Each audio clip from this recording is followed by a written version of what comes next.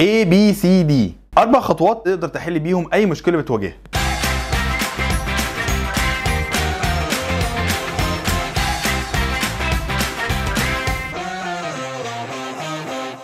مساء الفل. في حياة أي حد فينا لازم يبقى عندنا مشاكل، المشاكل دي بنواجهها إما في حياتنا الشخصية أو في شغلنا، وهي اللي منها بنكون خبراتنا وبتخلينا مع الوقت بنقدر نعدي المواقف الصعبة بشكل فعال أكتر. براين تريسي اتكلم عن 4 خطوات لازم هنعدي بيهم عشان خاطر نقدر نحل أي مشكلة بتواجهنا. أول خطوة هي الاتيتيود. أول حاجة بتفرق معانا في حل المشكلة هي إحنا إزاي أصلا بنستقبلها من الأول. محتاجين نبقى هاديين وما نتوترش، نفكر بهدوء عشان خاطر نقدر نطلع لحل للمشكلة دي. العصبية والنرفزة مش هيساعدونا نحل حاجة. تاني خطوة بي فوكس. حاول على قد ما تقدر وانت في المشكلة يبقى كل تركيزك انك تفكر ازاي تحلها وتخرج منها، بعيدا عن انت تبدا تقعد تفكر هو مين السبب في المشكله او ايه اللي حصل عشان المشكله دي تحصل. ممكن نبقى نعمل ده بس بعدين لما نبقى نحل المشكله خالص. بعد كده تشينج يور مايند. براين تريسي بيقول ان المخ بيبدا يطلع الحلول حسب المود والطريقه اللي انت باصص عليها بيها، فكل ما تبقى مركز اكتر انك تحل المشكله كل ما هتلاقي حلول احسن للمشكله بتاعتك. خصوصا كمان ان هيكون عندك التوليرنس اللي انت تسمع مقترحات من الناس اللي حواليك، سواء اللي عايشين معاك في المشكله او اللي انت بتاخد رايهم فيها. اخر خطوه